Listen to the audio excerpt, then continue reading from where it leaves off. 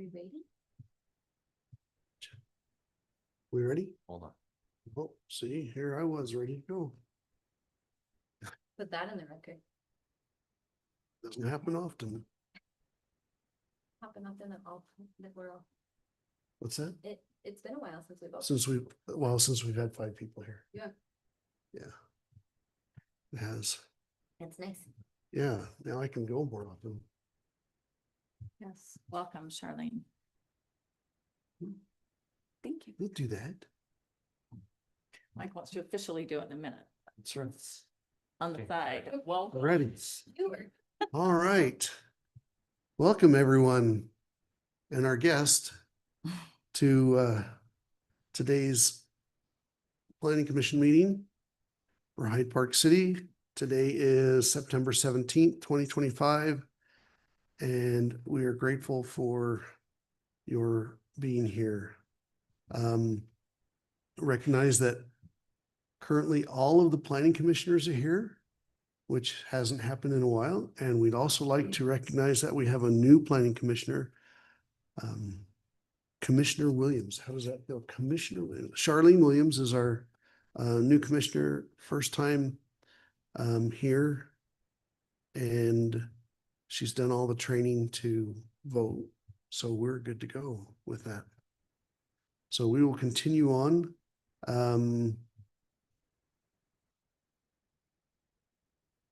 And we're very grateful that you accepted this responsibility.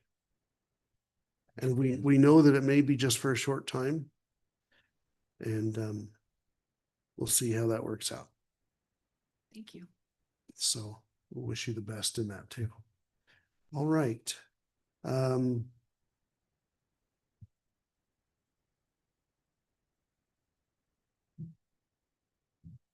We normally, it's not here. I'm guessing this is the call to order part or the opening remarks.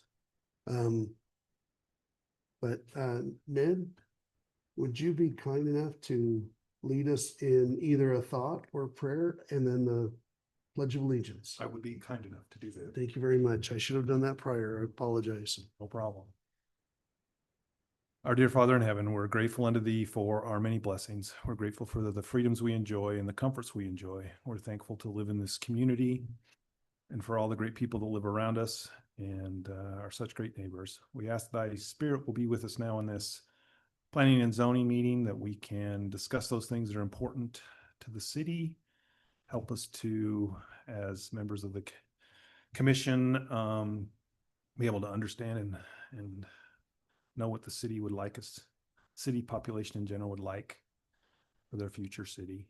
Bless us also to be civil and respectful, and bless those in our community that might be suffering or need a special blessing. And we ask for these things humbly in the name of Jesus Christ. Amen. Amen. Please stand. I pledge allegiance to the flag of the United States of America and to the republic for which it stands, one nation, under God, indivisible, with liberty and justice for all.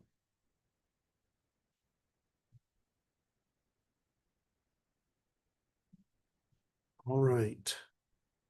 Let's move to the first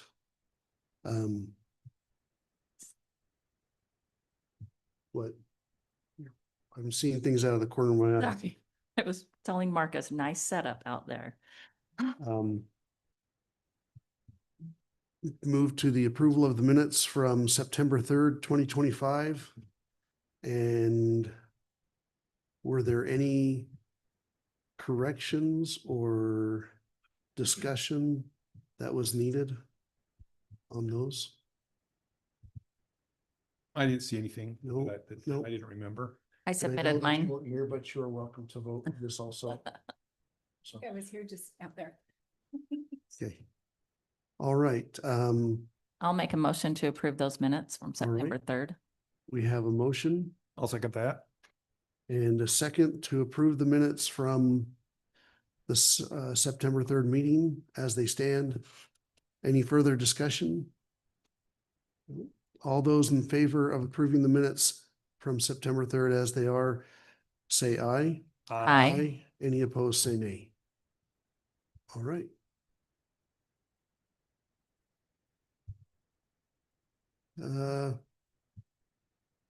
And I've seen the agenda and I haven't heard anything from anyone that would um, would have us remove anything or add anything. So we'll continue on. Do I have to request that from him or do I approve it? Okay. See, I'm still learning. I've been here for a while and I'm still learning how to do this. Okay.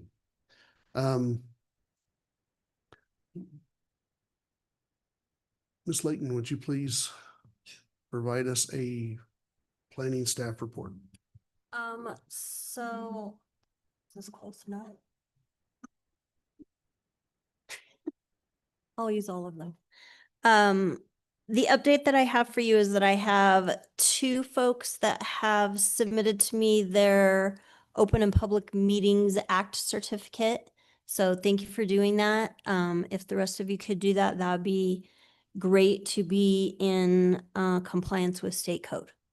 So let me know if you need that training link again, and I can definitely send that out to you. And then when you get that little certificate at the end, just email it on over. It was not very Yeah, long, staff it's share. short. Yeah, it's pretty easy. You It just, used to be longer than that, so. I'm glad it was short and sweet. And that's all I have. Okay.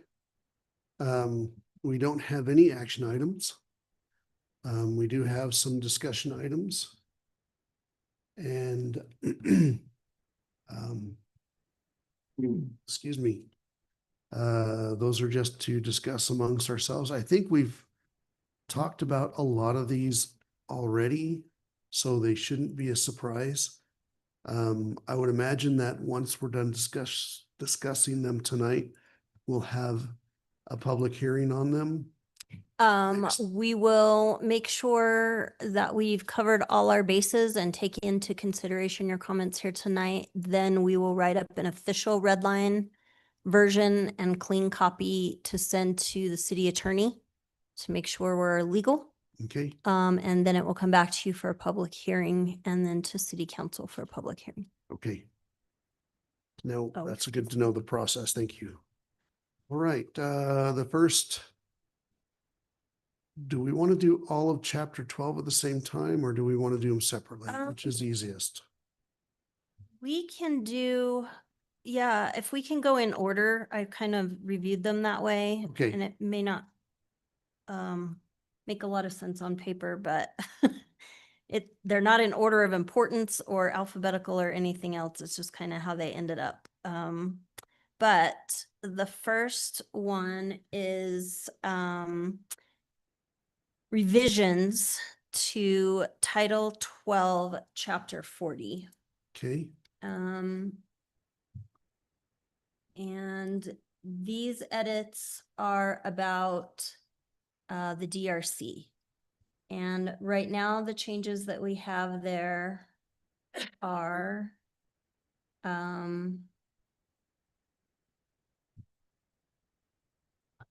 there was one small change in 1240.40. We just added that any money that they spend should be accounted for in the annual budget, which is always good. And then at the end of this section,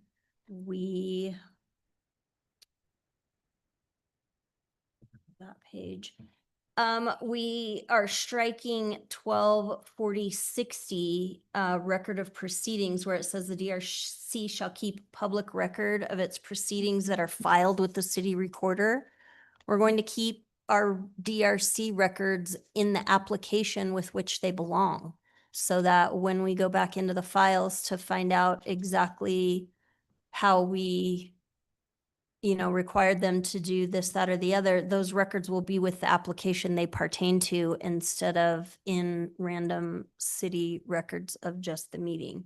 This is going to bleed over into the code revision we have that we talked about already for changing the authority for DRC, that they don't have to have that noticed public and open meeting and be a land use authority so that we can process people's applications in a more timely manner rather than waiting for once a month to do that.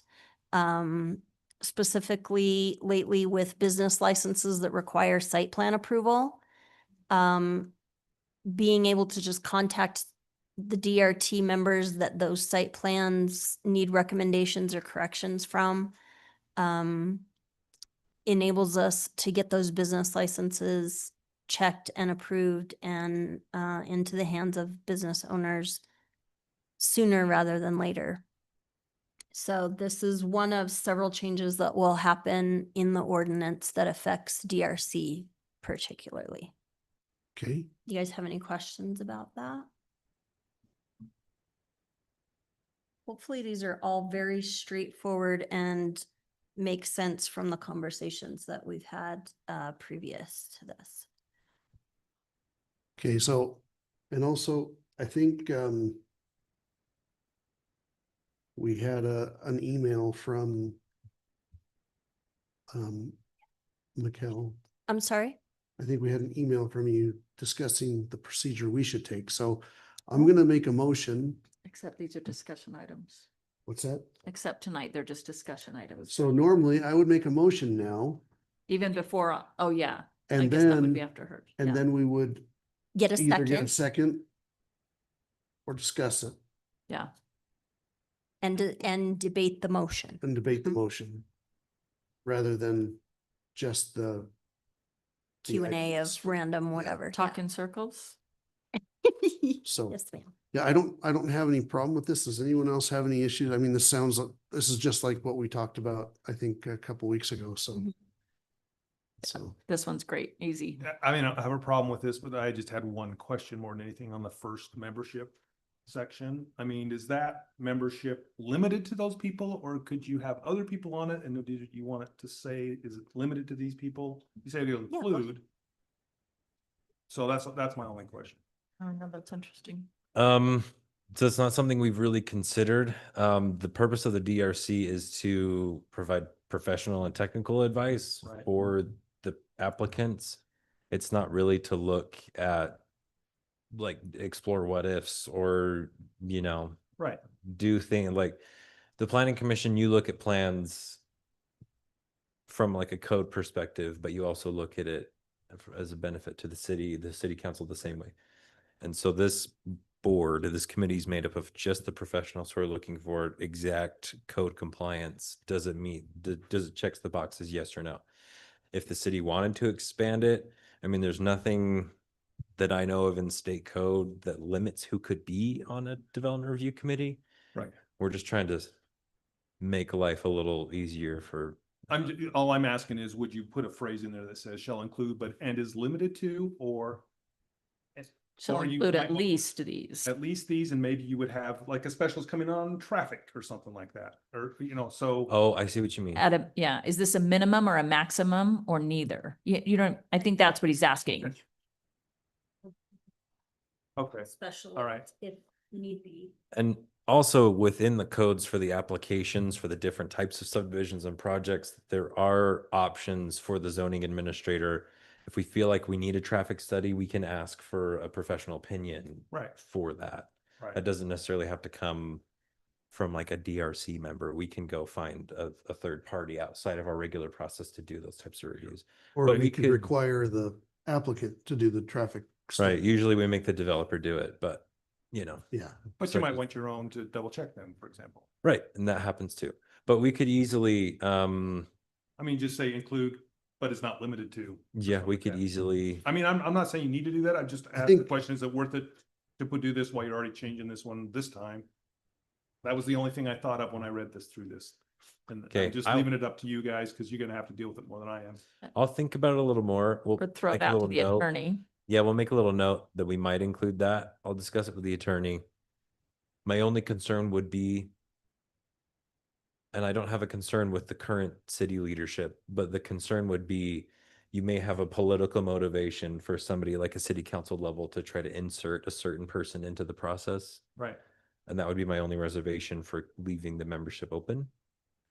like I said, I don't think that would happen with the current Then maybe you wanna administration. just cut it off and say, and is limited to, Okay, and, you know. I don't know. But Whatever, we'll whatever, talk we can about go it either with- way is what I'm saying. we'll talk about it with the city attorney, see if there's a best practice or something we can take from the state code. Okay. Okay. That's all. All right. Any other questions, comments? Next, Okay. Item B is consider revisions to the Land Use Code Title 13, Chapter 10, Section 65. That's actually in the subdivision chapter. And at the very end of this document, we are adding the provisions that you went too far. it's like on the third page. Oh, I saw sorry. red lines right there.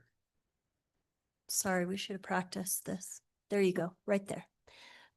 This adds the provision that we can get a survey, a title report, and an owner agent agreement along with any other application documents that we need. We want to specifically add the requirement of the survey, the title report, and the owner agent agreement to make sure that we have a complete application that we can check for change of ownership, liens, easements, and that we have the correct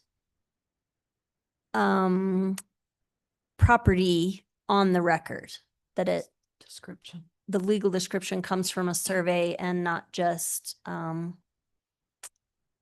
words on paper. So that's what this does. I have a question on the title report. Is it referring to, do you want to see their existing title insurance report? Or do you just want them to go get a current preliminary title report showing? the Just a current- current preliminary title report that verifies anything that could encumber the property, or if ownership sometimes changes hands pretty fast, and we want to make sure that we're dealing with the actual property owner and not have something questionable happen. Very smart requirement. Any questions on this one before we move on to the next one, which is on another page? Well, we're just gonna scroll down in this same document. There's a few more changes on that page. The next page, yeah. Mhm. I That, don't, that section is I'm great. good. I have no problems with this. Does anyone else? No, I think it's fantastic. Speak Okay. up before we scroll, otherwise we're going. Yeah, we're gonna scroll and there's no going back ever. Yeah. So the changes to this section, one of them is just formatting, adding the letter B in there.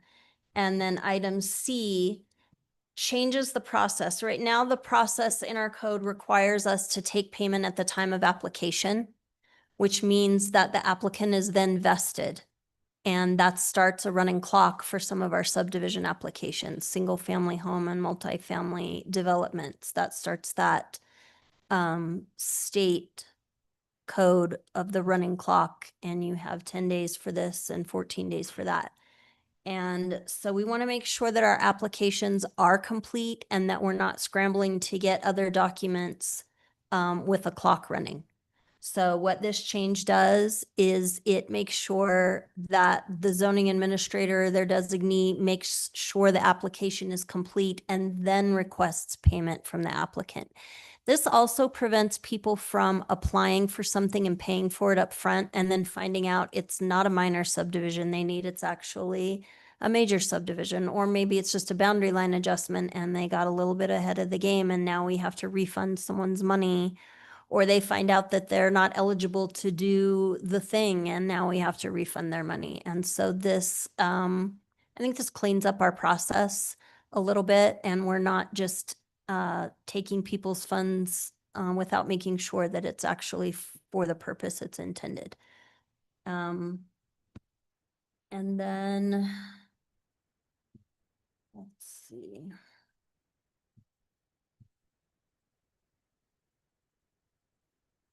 The rest of that is technicalities like in F, where we kind of changed that language to say an approved land use application remains valid only if the applicant moves forward with it in a reasonably timely manner. We kind of left that a little vague because there's always extenuating circumstances and we don't want to shut anybody out of getting extra time if they need it. But we also don't want to put a hard deadline on something that ties our hands as well. So I understand that reasonably is Very open to interpretation. right, and that's the joy of having authorities on hand to make those interpretations for us. Go ahead. So additional clarification for this, we're not changing the content of F. The problem with point F is it doesn't, we feel like it doesn't follow the state requirement of making sure the ordinances are easy to understand. We read through it like 3 times, and even those of us who read the code on a daily basis were like, I don't think this means what it's supposed to mean. So the reword is number 1, to have that clarity to really understand it. But number 2, this pretty closely matches, it's not word for word, but it closely matches the state's requirements. The state has equally vague language in their process and their requirements. And it's interesting, I was in a meeting with a group on Monday, and it sounds like the state legislature is going to try to tackle that definition this session. So come May of next year, we may be changing this again to match whatever they come up with. But for now, we just wanted this to be a lot clearer for the everyday person. Less interpretation. Well, Yes. my preference would be you get rid of reasonably and you define what timely manner is. And I would even say do put a hard, fast time in there, but allow for an extension if needed. So And- there are some in our different codes, like the mixed use zone has an expiration date. A lot of our development agreements get an expiration date built in. A lot of the site plans get, after 6 months or so, they're not valid anymore. It varies application by application, but we just want, this general disclaimer was already in the code, so we just wanted to make it real easy for people to understand. And this Then, is kind of do we like, need to refer them to the proper code as far as the length of the validity? so most people will find that out as they go through their process. Because like if they apply for site plan, we're going to point them to the site plan code. And at the end of the site plan code, there's going to, if it exists, there's going to be a specific thing that says your approval is only good for 6 months if you don't move forward. And I probably shouldn't be throwing those numbers out because I don't know if that's the site plan code, but for mixed use, I know it's a year. So you would have to be good for a year. Yeah, I had the same thought, just like if, and I don't know, that helps a little bit there. But yeah, thinking in court, it can be, one can argue this is totally reasonable. And the other side can argue, well, this is totally reasonable. And they're not the same thing, but each side thinks their argument is reasonable. So, Depend on the application. The Yeah. technical things involved with it. So But- reasonable is right. So you guys deal with it on a daily basis. If you're okay with it being vague like that, for you and them to decide what reasonable is, yeah, go ahead. I have the same concern. Sure. Could we add after that reasonably timely manner and according to application requirements based on the type of application? Just in case someone wants to come in and say, hey, I'm following this, but not the other. That way we're combining them. Just a thought. I like that suggestion. I have another can of worms to throw out, a grenade, that's what I call it. What if you just put on, when you approve it, there's a blank on there that says, for this kind of thing, we're gonna give you a year or whatever it is when they get it, and then that's what their starting thing is, and that can be redone, because it's, like you said, it's different for everything. But when you sign it to approve it or whatever, you've given them what that is upfront. One, I don't know. That's Once just they're one in- way to yeah. maybe get around. once, I agree with Melinda that you're just going to be pointing at each other. No, I'm reasonable. No, you're reasonable. once their application is deemed to be complete by you or your designee, is there a formal process that you send them saying, okay, now you have to pay, and oh, by the way, it's only going to be good for? That's exactly what we do. We send them a communication that says, we have deemed your application is complete. Congratulations. You And may now now pay. may pay your fee And then we outline next steps. Next steps will include, going to DRC. And then once that's complete, you'll go to Right. planning commission. We give them, we don't want to give, please read the entire code to find out what's happening. We Right. try to No, I give them that understand that. information up front. That's not the time that we say, once it's approved, you only have, X amount of time.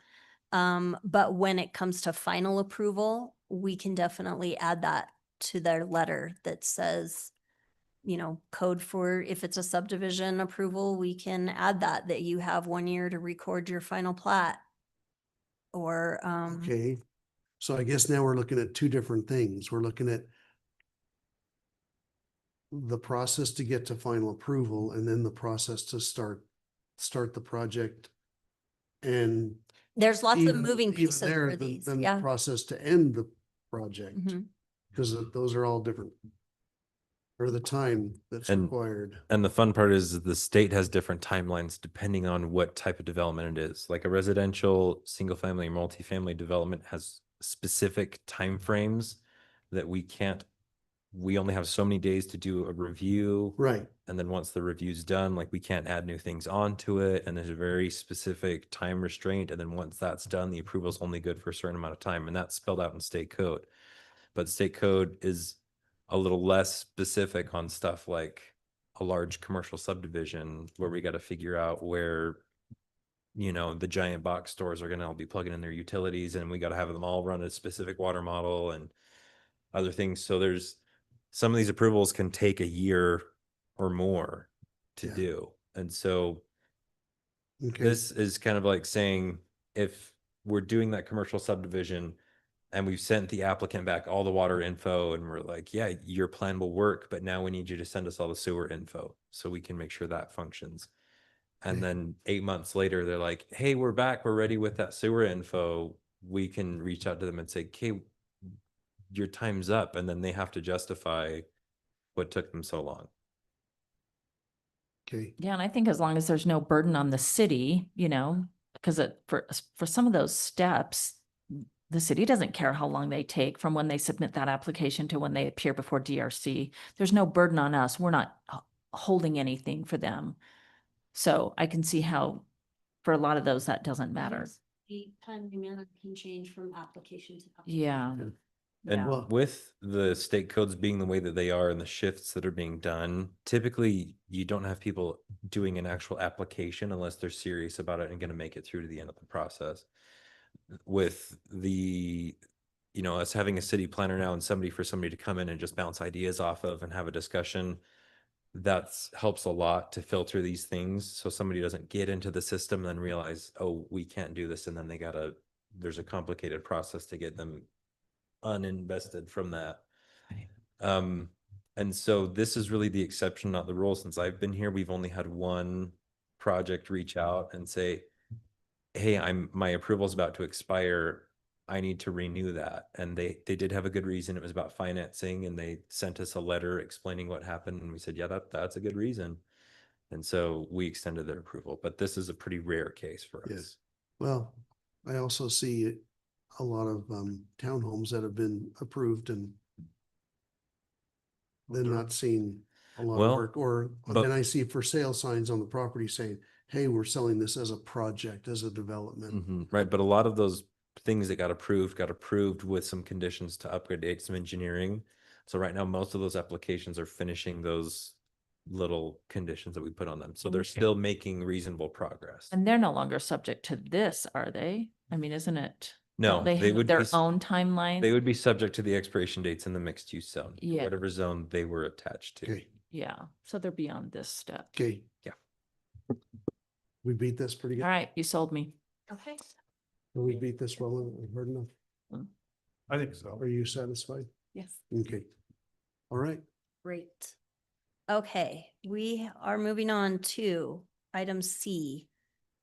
This one is not a revision. This one is a repeal of Title 12, Chapter 30, Section 30. Are we not doing the table at this point? The table's later? yes, it's it's H. Yes, it's later. Okay. It's item H on the agenda. Come on. Well, it's on this same document though. that designation of land use authority at the bottom of that one? I think we did talk about that one last time. Okay.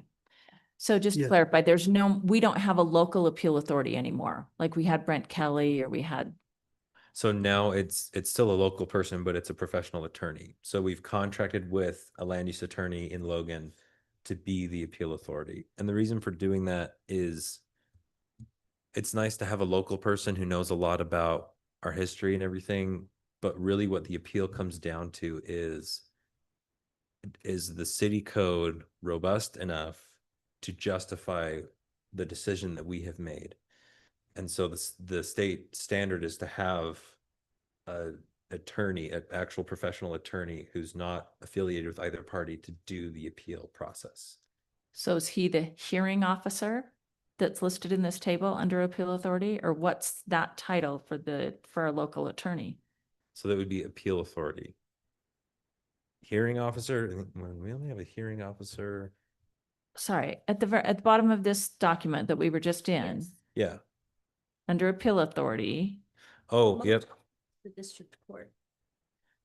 Yeah. It's not the ombudsman first. So we need to update that because hearing officer is an old thing that we don't do anymore. So we just need to change that to say district court for those ones. So a Okay. lot of cities will have like appeal authorities for some of these things, but some of these things are really big and they probably just need to go to district court. okay, but and then that county boundary commission, I hadn't heard of that, but that's just on annexations. Well, and knowing our county, I don't even know if they have one, so. Yeah, is that a real thing? Okay, but then you've got highlighted like the residential, single family, town family or townhomes projects and no listing on that. But we're not talking about that right now. Is that what you're saying? Correct. Okay. What we did talk about previously is the section that says final plat and minor subdivision, where we were changing the review authority and, we were changing taking the DRC away as a land use authority. Right. You guys remember right. that discussion? Yeah. Yeah. That was kind of a bigger discussion because it was a bigger deal, but we decided that city staff would review the application. DRC would be the recommending body, and then the zoning administrator would be the land use authority for those. And I think that is the only. So we're not talking about the orange highlighted tonight. No, and I'll specify the orange is actually highlighted in the code in the table just to help easily see Separate the the different section. sections. Okay. It's not highlighted for revision. It's just, That's how like it's a section. title, that's a Yeah. section and the Okay. parts of it are underneath it. yep, Section here. it was done. And I knew to help that. separate out and easily find Get the a different full sections. Okay, I'm with you. Yeah, there is something bolded that I didn't know. There's some weird formatting that we Okay. do not love, but we're not trying to mess. with I'm not too gonna much ask at a about time. formatting. Microsoft Word. Okay. 30. All right. So here we are at 12:30:30. This section of the code actually is in some ways in conflict with the new state code for subdivisions. Especially, that's why I highlighted item D is the one that gives us the most pause, that new parcels. What this part of the code does is it encourages people to go in and make their subdivisions happen through deed recordation. They just get a meets and bounds description and then deed a piece of property over to someone else to split their lots. And that's not the process. Like where they go to the county and they don't contact the city at all. Exactly. Which is legal. It They may is create- legal. They may create a non-conforming lot, but it's legal. Correct. And we've had that happen often enough that we have several undevelopable parcels in the city right now. And so we want to discourage this process of just go down and split your lot. And then when you're ready to develop, come back and we'll do the subdivision process correctly. Because sometimes, most often, there's infrastructure and things involved that are put in place during the subdivision process. And once these properties are split, who wants to come back in and be told that they have to pave a road or put in a sidewalk? They're most likely not gonna come and do that. And that's what we found to be the case, that we get a building permit or a business license on a piece of property that we didn't even know had been split. Marcus and I did go to the county and we signed up to be notified when those kind of things happen now. And we're supposed to get an email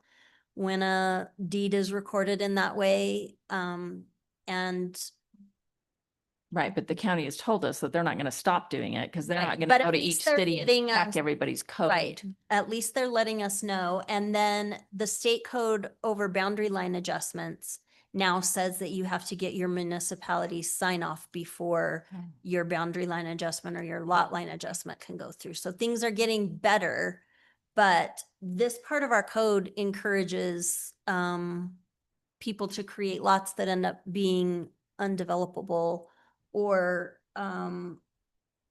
that they've already split and then find out that they have to put in irrigation and water lines and roads and sidewalks, and then they wish they hadn't done it at all. And so we just want to prevent these problems in the future. We don't want to encourage wildcat subdivisions that are created that way.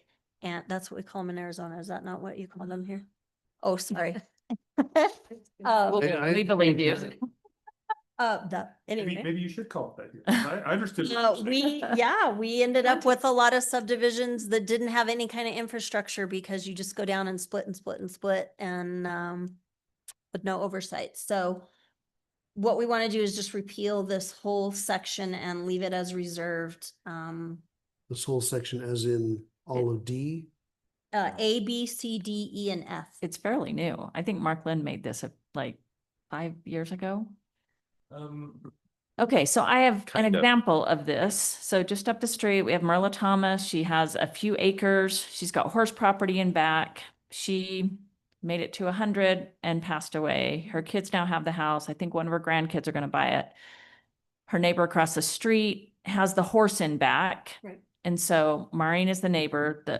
The family's now willing to split that and sell her just that horse pasture behind.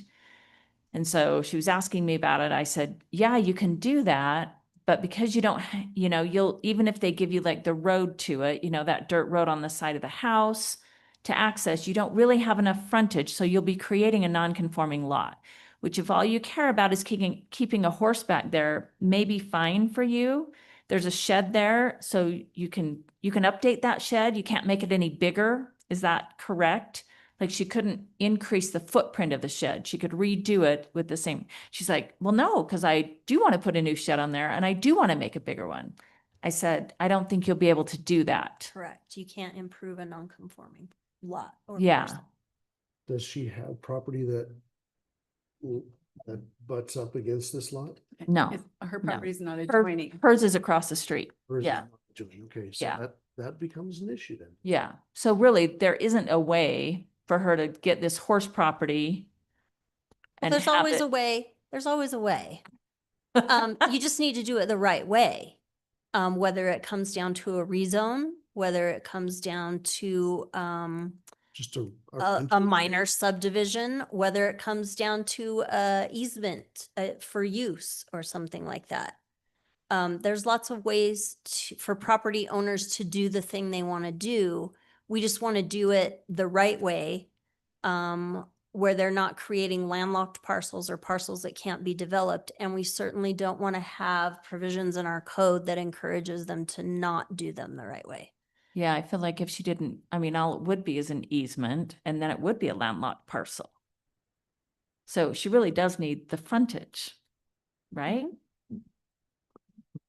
Yeah, isn't So- really. The ordinance that Mark Lynn worked on, I was pretty new to the city when that got developed. And from what I can recall, it was made in order to help facilitate, for example, like there was a lot of agricultural land around Hyde Park and there were, older historic families who had lots of farmland, and then the head of the family would pass away and they leave the farmland to the kids, and the kids would want to split it up and let each person do with the land whatever they wanted. And so the city made a way for those parcels to be split, and then after the fact, they could come in and, apply for whatever they wanted to do with their property.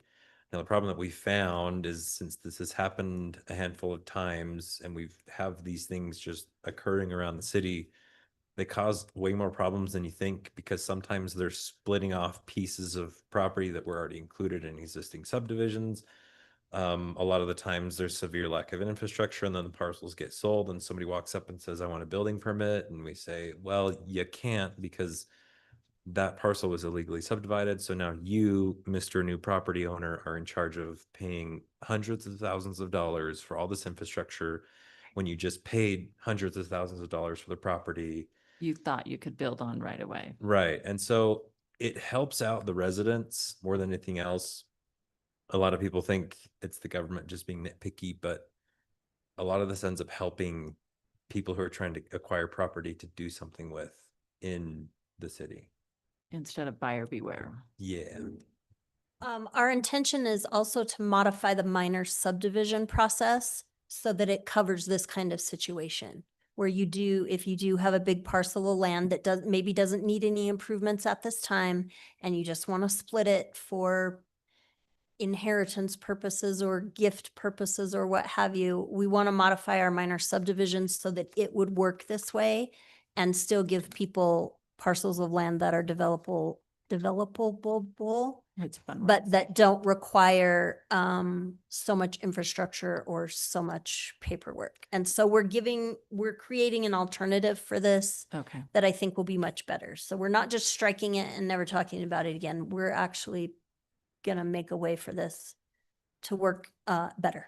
Yeah, because the other question I then had was like, let's say they even gave her enough frontage, then everybody has to put in sidewalk, curb and gutter because they're splitting it? Because that's what this says, right? Yeah, all right.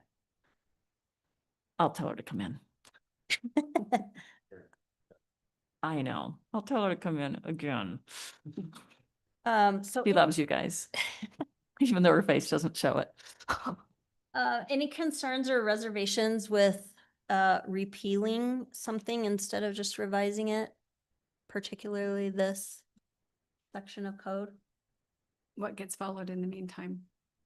I'm sorry? What governs in the meantime? The What should regular be- subdivision Okay. process. Okay.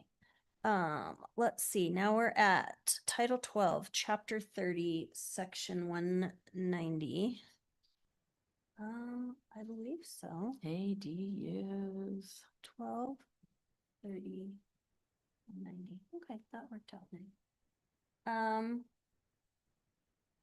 So what we've done here is just strike the requirement for the conditional use permit for an ADU. Both kinds, any kind. Mhm. Nice. The right thing to do here in this situation would be to maybe add some things to the development standards for ADUs. Maybe beef up the ADU ordinances a little bit, but requiring a conditional use permit for something that is allowed by state code and by our own ordinances seems cumbersome and wasteful for property owners and for the city. So, Yeah, and I agree with beefing up the ordinance because I know, yeah, there's someone around the corner who's doing a detached ADU, but they wanted a little more space than that. Is it still limited to the 1,000 feet of living space? It's 1,000 and they wanted a little more than that. So now they're building a huge walkway to connect the two houses, just so that it seems like an addition instead of a DADU. there's lots of ways to get around. There's a thing called additional living space. A detached bedroom. That's one way to get a building code allows stuff like that. So people do things like that. People, as long as it's attached by some kind of roof, then it's part of your house. There's a way to get around everything, and we're not really trying to force people to do anything like that. We're just actually trying to make it easier to do Right, the normal thing the normal way. right. Yeah. I just, yeah, and I know when we made that 1,000 square foot limit, it was so that people didn't Like if they have an older, small home at the front of the road, we didn't want them to sell that or use that as the ADU and then build their McMansion in the backyard. That was the reasoning behind limiting that ADU to the 1,000 square feet, but like you say, people are gonna figure out how to do what they want. And we want to make it okay for property owners to use their property the way that they think or the way that they need to. Yeah. And we also want to allow these ADUs to happen in a legal and organized manner so that we can provide some moderate income housing for folks, but so that it's not such a cumbersome. Yeah, less red tape. Awesome. I love striking the conditional use permit. On the ADUs, and sorry if I'm the only one that doesn't know this, are we encouraging that to help the city with having additional moderate income housing? Does it count towards that? So it does not. Oh, Not. And maybe the quick version is for the moderate income housing plan that we submit to the state, the only thing that counts is whatever we list in the plan as things we want to count towards that. Okay. ADUs is an option, but Hyde Park City does not have that option in our selected strategies. So one of the things that we want to do, as soon as we hear back on the most current report, if we're compliant or not, and that's behind us, we have a goal as city staff to work with the state and figure out how we can modify our menu items, as we like to call them, to potentially remove some of the ones that aren't really working for us and add on some of these ones like ADUs. So in the future, it absolutely could help us with that compliance. I would love to see that, just because having lived in a different area, that became one of the better solutions. Instead of doing high density, it took a lot of it out of there. So you had single family residences. They removed a lot of red tape and said, look, we're looking to encourage these ADUs. So here's what we're going to do for you guys if you're willing to put it in. We've got deadlines. Tons of people took advantage of it. They're like, you're going to waive this requirement, and it put it on them. And it helped check the boxes, and it kept the single family feeling without adding too much density in the area.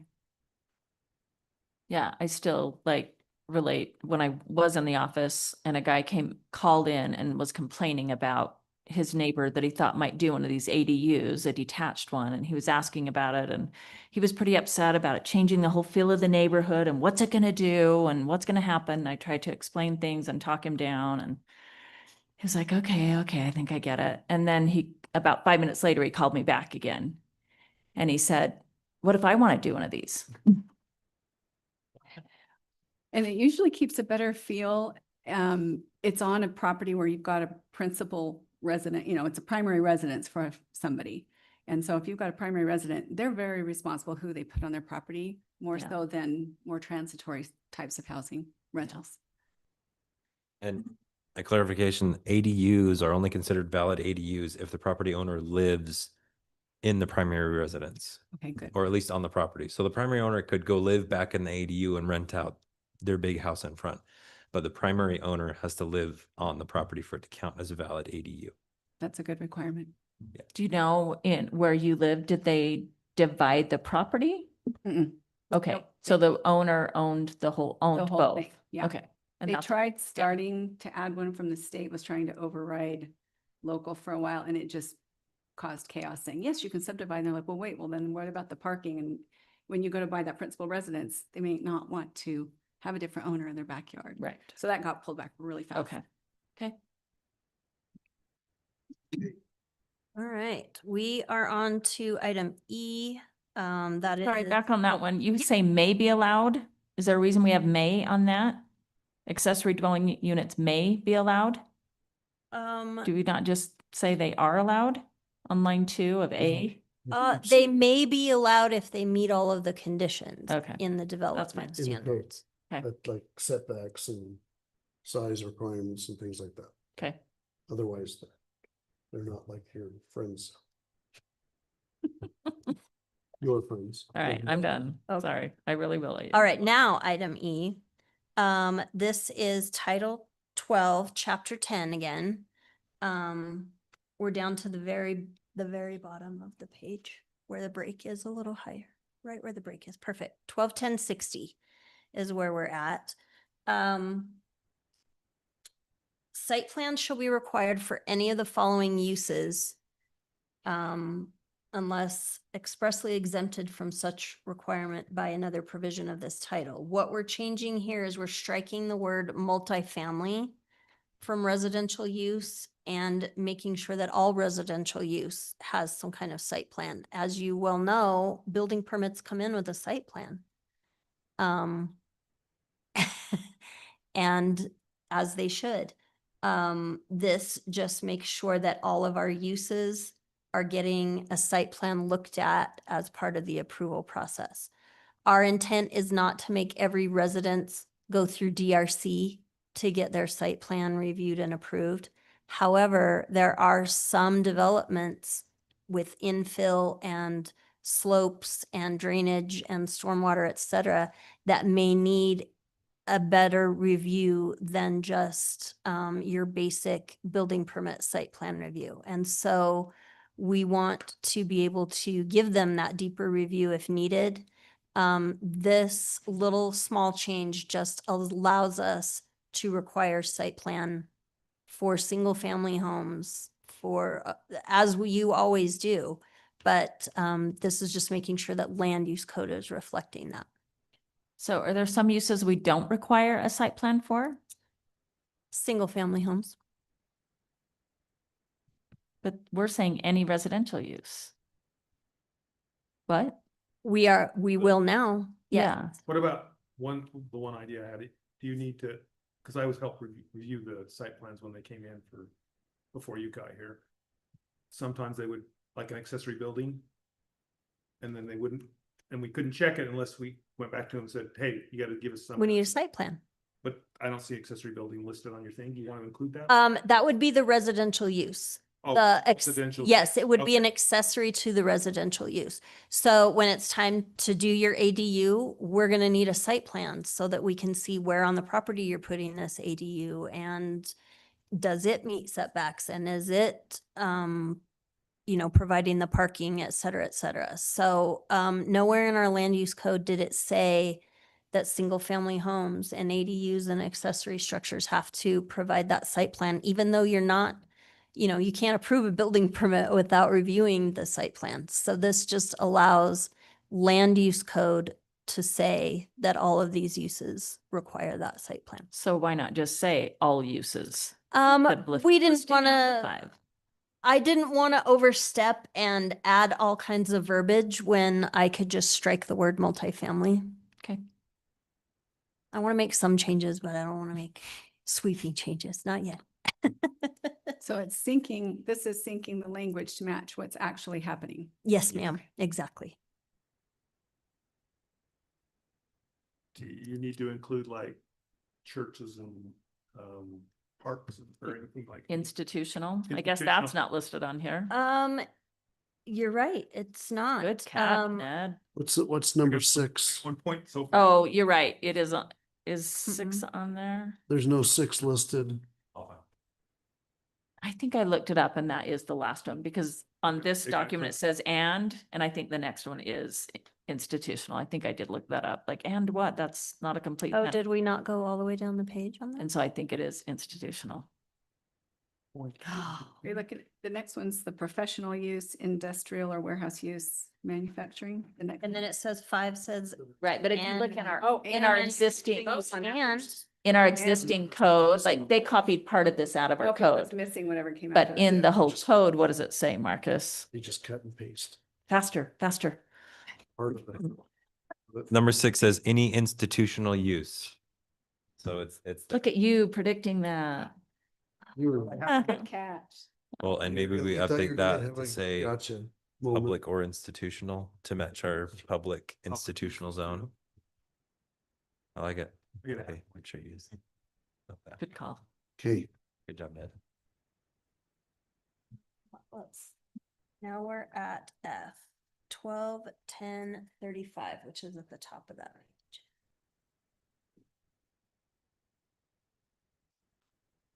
So, kind of the same thing. We want to change the wording in our ordinances to match what's actually happening. And what's actually happening is site plan review, not development plan review. in a lot of these cases. When I first started here, it took me several days to wrap my head around the difference between a development plan review, a development agreement. And there was one other development plan, development review, development agreement. There was a whole lot of plan DRC review development going on. committee. But really the thing we're talking about here is site plan review. And it says development plan review for commercial and industrial goes to DRC, Planning Commission, and then zoning administrator. That's the process for site plan review in the ordinance.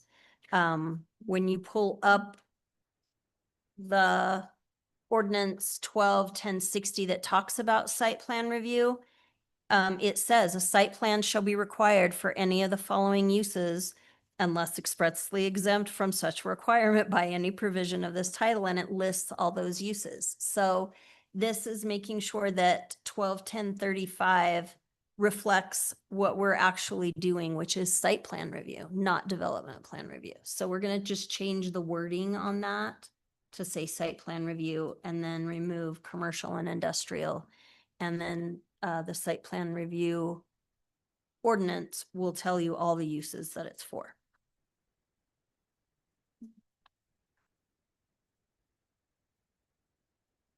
It seems like a very small change, but I'm telling you, it took me, I went through code and I couldn't find the words development plan review anywhere. And the only place they exist is in the development agreement section. So, It helps to have new eyes. Thank we're- you. We're definitely going to clarify as we go, but we do want to make sure that what we're doing matches code and that code matches what we're doing.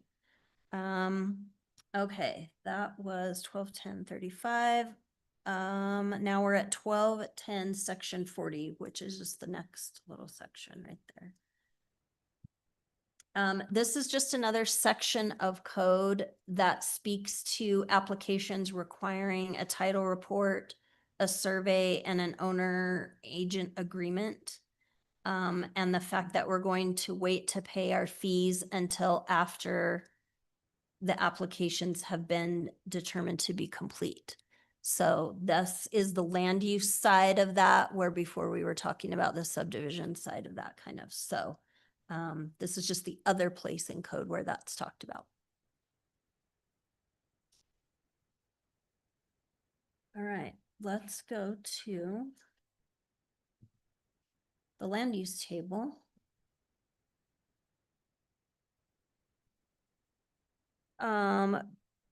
If you guys will remember, we also talked about short-term rentals and if we needed to consider where they belong. If that's something that belongs everywhere, if that's something that belongs in certain places. Not in your backyard, Ned. It may be Some something. good parties going on up the street from us. Yeah, that's true.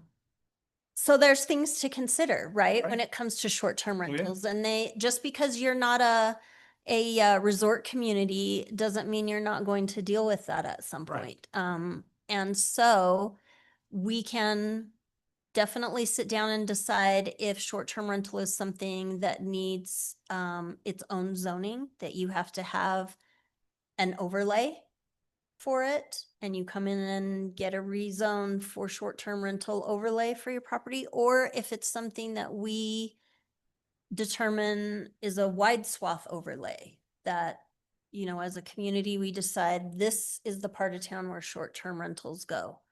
There's a lot of different ways to do it, but for right now, we want to consider the use side of it. Right now in your code, short-term rental uses are allowed in every residential zone. It's actually called VRBO, which is very specific, but what I think this is just referring to is residential style short-term rentals. Isn't Verbo a brand name? Yeah. I thought, Right. yes. There's Airbnb. So really, it's in the right section. It's short-term rentals that would not be commercial. It would be in residential areas. And so The table does show that that is a permitted use in every zone, ag, in all of the residential zones and in mixed use as well. And we did talk about, and also mountain recreation, which we don't have any of just yet, but, we did talk about how in some of those development agreements we've been looking at, one of the provisions was that these townhouses can all be used for short-term rental. Is that something we want to continue to do? Or if everybody's comfortable with that, that's great. But this might be a time to consider changing the use table and where these kinds of things are allowed. So right now, townhomes as it stands, all of them could be used for short-term rentals? Any house in the city could be. Okay. They have to get a business license and have a site plan that shows where you're parking and et cetera, as they have to follow, land use code for that. But there's not a lot of, rules and regulations in place about what your short-term rental has to look like, that it has to be buffered or screened or things like that. So If we want townhomes to help with affordable or moderate housing costs, make it affordable for young families. One of the things I've seen in the past is you have corporate landlords come in and buy up a ton. And it really takes it away. It takes them out of the affordable housing because then it's not available for purchase. They're just making a whole bunch of rentals. You have a much more transient population. Is there any consideration for high density, like townhomes and condos, of saying a certain percent, only a certain percent can be rentals? You can't say zero because you're gonna have someone fight you I don't know if we on can. that. But We can say. if that's in the, if it's in the development requirements somewhere, then anyone that goes to get a loan, their lender's gonna run and check and see how many are currently non-owner occupied. And they you find out- can do development where you say, a certain percent of these are going to be deed restricted for low income or deed restricted for ownership only, or you can do those kinds of things. We haven't done any of those in our development agreements.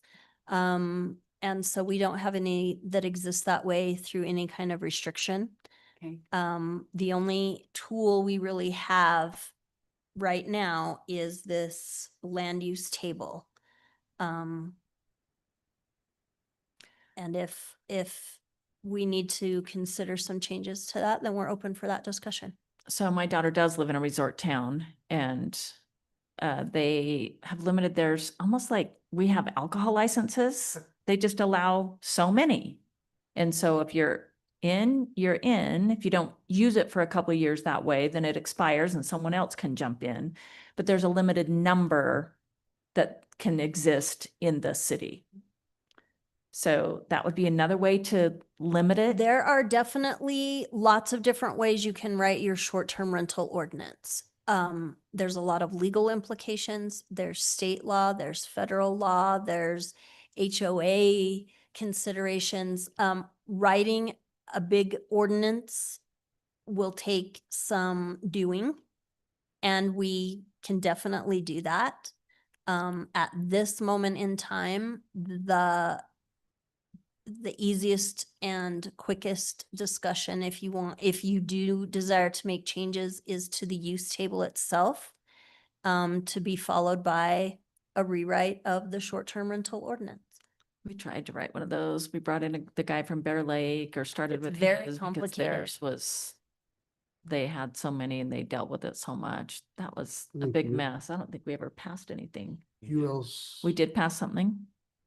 We have a section on short-term rentals. We do, and that's kind of the problem. So all of in the land use table section, you can see that says short-term rental / VRBO is the P with the asterisk, which means it's permitted, but with very specific conditions in the ordinance, meaning our short-term rental ordinance. Yeah, that's where it has like, you have to have a business license. for Right, it. you have to have a business license, you gotta have parking, there's a whole bunch of factors that we take into consideration when looking at these site plans. Now, the problem is we haven't specified a geographic location or limit of any kind.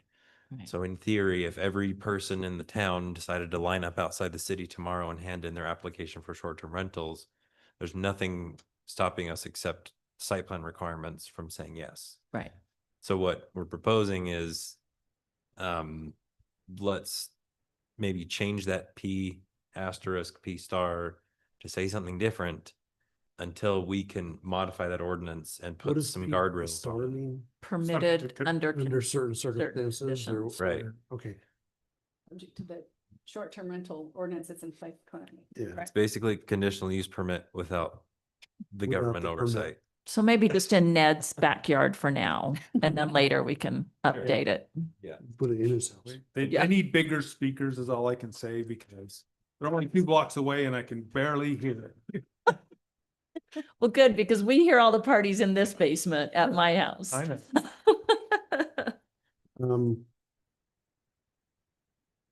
Yeah, Staff doesn't have a demand or an opinion or a desire either way. As I spent the last 2 years in Moab, as you guys are aware, I just saw the effect that short-term rentals can have on affordability for Right. folks like They're a your local killer. workforce, your teachers, Yeah. your police officers, Yeah. your city workers, your we've got 2 new schools in our area, and will the teachers who work there be able to afford to live close to, have a Can our walkable city administrator community? afford to live here yet? No. Well, I mean, I think you need to fix it. So I think I'm for fixing it. We're open I to ag- discussion I agree. about how you guys would like that to look. I like limiting whether it's a number or a percentage, I mean, as we grow, then maybe you would allow more, instead of a hard number of 15 or 50 or whatever it is. Sure. so there's, So if you look at this table and you consider where each of these zones are and what goes on in each of these residential zones, is there a particular zone where you think that short-term rentals are not appropriate for that, for anything zoned that? Residential core, you guys know, is around this downtown area. R2 is what makes up most of the residential parcels in the city. I'm right here, Ned. As you look at this table, I'm right here. You're right, here. You know what zone I live in, right? You're RC, right? Well, I mean,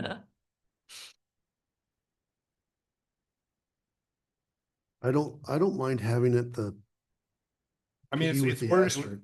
yeah, I mean, it's just a temporary fix. So, I mean, I would say put X's on all of them until we get it fixed and then bring them back, but that's probably not what you can do. There's No, probably because people there's some where you- existing ones, Right. right? There are some existing ones, and Are you people- can't take away that right from a Right. property owner. They would be folded in. How often do we get applications? How many do we have approximately in the city? Legal. So right now in the city, I think And the illegal. last tally was we have 4 that are fully legal with the business license. They get their annual inspections done. We know there's probably about 4 or 5 others that are in operation that are not legal. Our code enforcement officer is just now kind of diving into those cases. We have one where we issued a cease and desist letter to them today for operating without a business license, and we're shortly going to be tracking down the rest of them. So we've got 9 or 10 around the city that we know of. I'm sure there's more. But it's not a huge problem now.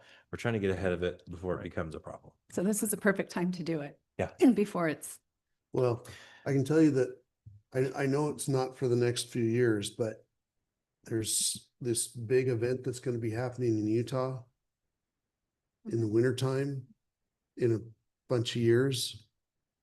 And everyone's going to want to leave and maybe rent their house out and make lots of money while And they're getting away from the, we'll have crowd. 1,000 more houses or more by that time. so, and I don't know if that wants, you want to say, hey, if you want to go. Except during the Olympics. We have these limits, except during the Olympics. Yeah. I hope we can get a really good ordinance done in the next 9 years. That's all I'm going to say about that. Okay. Yeah, and I'm like Charlene, I'm torn because these townhomes we approved so that our kids could afford a place to live. But at the same time, like most of us don't care if those short-term rentals are down there and noisy, they're not in our backyard. And so it feels like for some people, they would say, yeah, I don't live there. I don't know anyone who lives there. So yeah, put them down there. But that really isn't fair to those people. And it defeats the purpose of us allowing those in the first place.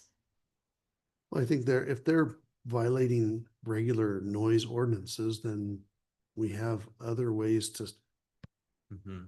to deal with those. Right. I'm just saying, like, we need this affordable housing, and short-term rentals. Is not the answer. No, it takes away from that. Right. Yeah, a handful of short-term rentals operating right now. We know that they exist because it's a really popular place for local construction crews to come stay for a week while they do a big road project. And surprisingly, they're some of the most tame people who come to them. They Because they're too Go to bed tired. at 7 o'clock yeah, and get they up at wake up at 5. 4 So a.m., too go do their tired. road work. They come back at 5 with, a bag of takeout, and they all just go to bed Yeah. by like 8 p.m. Those are Yeah. the ones you need, Ned, not that big party house you live by. So You- it's- you Yeah, picked the and right I've neighborhood. interesting. I've used a lot of VRBOs and I Right. love them. So, Right. I mean, I'm not I for know. not using them. I'm just saying there needs to be a strong list of requirements for what it takes to So get through. And then you could put it in any zone if there's a good enough, set of requirements. I don't know that, for example, the townhomes are gonna ever have enough parking if they do it in Airbnb, right? Where they have people staying in their bedroom while they're there too. I don't know that they could ever get it in, Right. they'd ever pass. Is there any distinction in short-term rental between partial rental of the dwelling versus entire? I think if- there's a couple mentions of it, but I don't think we have any restrictions if you're renting. I don't think there's a differentiation in the regulation of it if you're just renting a bedroom versus your entire house. Okay. Yeah, we struggled with that because we found places where you can just rent a piece of dirt and bring your own tent and set it up. Right. Well, and one of our most popular in Properties. town, which is a very large house, is one where the owner still lives there and Right. occupies the master suite and rents out the rest of the 3,000 square foot of the home, Right. and That's the noisy one, by the way. we won't We won't know. name names for the public records, So but who's um, playing the music? The renters? Well, and they have the like owners? wedding receptions and they have stuff up Because there. it's a big home. Yeah. The big house, it's got a Nice huge yard. backyard. So, so okay, it's hard to do that differentiation unless we're going to put like a square footage requirement, total square footage requirement. Like based on your square footage, you have to provide this much parking, and our ordinance isn't that robust. We didn't do that detailed of research when we wrote it. It was just too hard because there were too many possibilities. My son, when he was doing an internship in Denver, was going to rent a couch for the summer for $800 a month out in Denver. Well, Right. when I was in my previous life trying to thinking I was going to be a doctor, one of the very popular options for medical residents is to do like a month-long rental of a VRBO. And it was much cheaper than trying to find a hotel or something, because you got to go do your rotation and the cardiology department 3 states away. But renting that bedroom or that couch or that house was a lot cheaper than trying to get a hotel for a month. Yeah. So, it is detrimental to the overall economy and the housing market of the city, but they can be used in a positive way. I mean, Some, right, okay. right. We have traveling nurses too. Right. And so when you talk about needing a place for teachers, we need nurses and there's traveling nurses. and it Well- does provide an income for somebody that maybe couldn't Yes. afford their house, and then they can afford the mortgage by doing it. So I get that. I just think so long as all the actions are regulated enough so that it's not disruptive to the neighborhood, then that's probably okay. So what I'm hearing is that maybe we don't want to change the table, but maybe we want to talk about beefing up or making some changes to the short ordinance. term. And maybe rental limiting ordinances. the number Yeah. or a percentage. There's lots of things we Yeah. can do. Yeah. I mean, I like that. Okay. I'd be curious if any other areas restrict, not just number, but proximity to any other short-term rentals. So There that's are like- some towns that do that. So they wouldn't give a license if there's already a license on that Right. street or. I think that has been challenged in court Those are hard to because write. it's, I think they challenged it as a takings, maybe, that somebody else is getting a right or a privilege that they couldn't have, Right. for no other reason than location. I would have to read that my would- ombudsman's stuff again, but, Okay, um, so that would be different than just the specific number. So if all 5 happen to be on this place or all 20, Right. whatever, then first come, first served, then there's no distinction between right. location. Okay, that makes Right. sense. I'm gonna, are we done with this? We can be if you'd like Yes, I to. wanna look at the table just a little bit higher. You've got accessory dwelling unit detached CUP. We need to remove those and change that to permitted, I guess, right? Mhm. There's the a way lot of across. these that will have a ripple effect throughout the code, and we just kind of have to follow that thread and So find all the places. Since I that see it it today, I affects. just wanted to bring it to your attention. so Thank can you, I change all appreciate those. that, because that's the most obvious place to find this. The one thing that I would want to discuss is the internal ADU in a PUD. Do we want to keep that as conditional or do we want to not allow that in a PUD? Since Yeah, they're I think usually state such code Small houses to trumps that. begin with. Yeah, so the internal ADU is a little different. State code has already flat out said it's allowed, period, in any residential zone. Okay. So that all needs to be right, that changed answers to a my P. question. So it needs to be changed, but not to. Not to, not to act, Yeah, but to unfortunately, be. that road needs to be the letter P in every residential zone. Like the mixed use is technically not a solely residential zone, so we can prohibit them in the zone where we've got like the high density apartments and townhomes coming. And we wouldn't want them to be trying to cram 4 people in one of those things anyway. So Okay. in So I just in the wanted to bring micro that up. apartments, we Thank you. specify Yep. the ones that are built for one person. I wanted to play Ned for a second. Thanks. Take Yeah. it away. We all want to be Ned. I got a half a point tonight. All right. Back to is there anything else on the That's the table that list. we need That's to it. discuss? And That's the then- only thing I had on the table. Okay.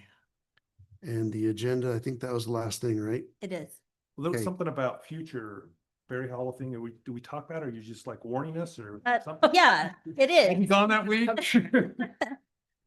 Future items that will come before you, yes. We're gonna propose a rezone for some of the area within the proposed Berry Hollow Ridge subdivision.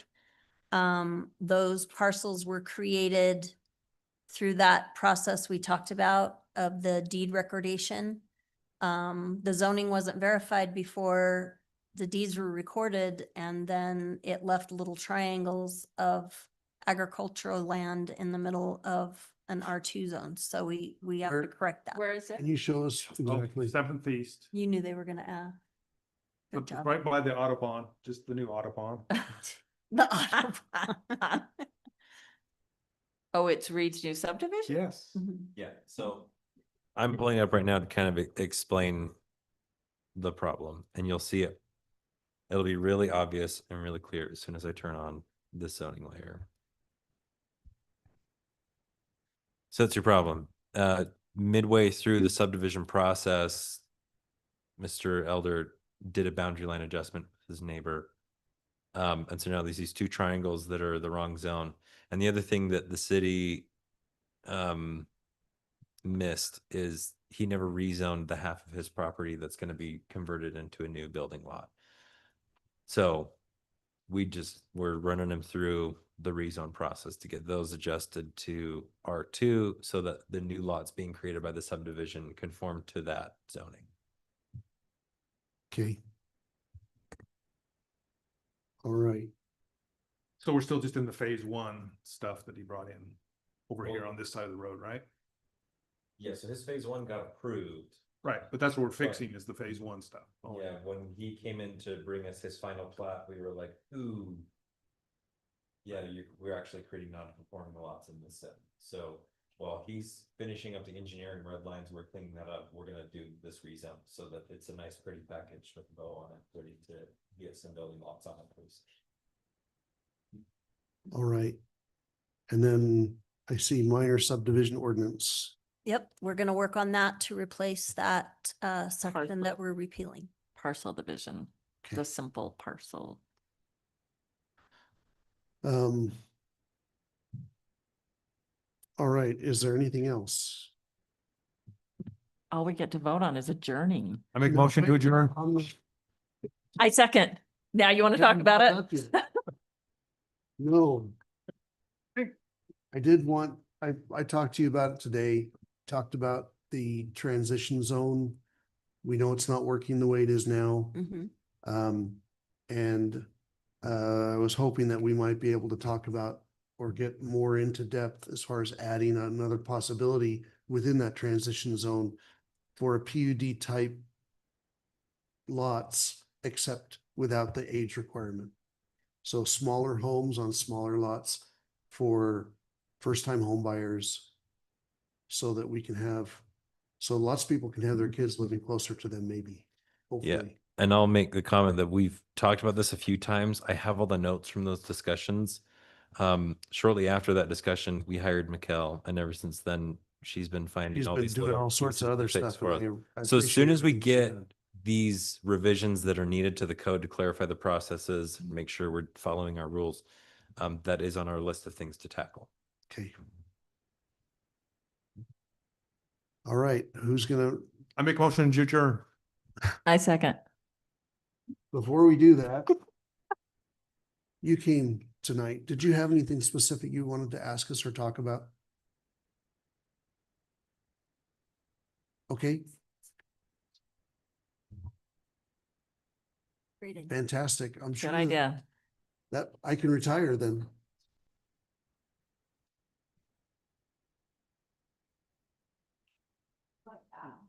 I'll grab your address when we're done. Okay.